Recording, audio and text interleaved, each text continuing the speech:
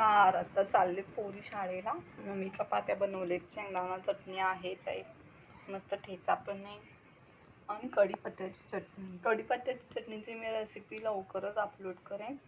आणि कढीपत्ता खाल्ल्यामुळे ना शरीरातलं कॅल्शियम खूप वाढतं.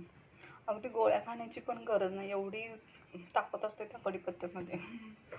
म्हणून मी दरवेळी कढीपत्त्याची चटणी बनवते. याच्यामध्ये मी खोबरं, शेंगदाणे, लसूण, थोडंसं हिंग आणि तेल आणि तूप आणि कढीपत्ता असं घातलेलं आहे, त्यामुळे खूप भारी टेस्टी पण लागते.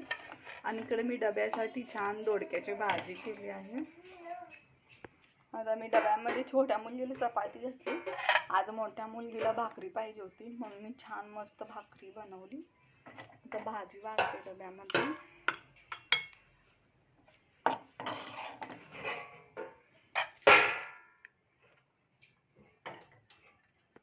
तर टिफिन भरून झालाय, बघू शकताय तुम्ही.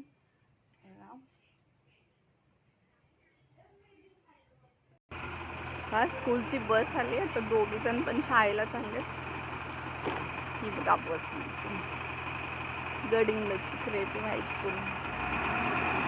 शिवांश बाहेर उभारलाय त्यांच्या दीदींना बाय करायला.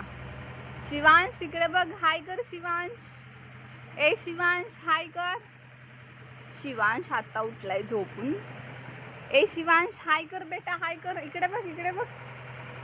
ए शिवांश. आणि ही आहे आमच्या दारातील झाडे.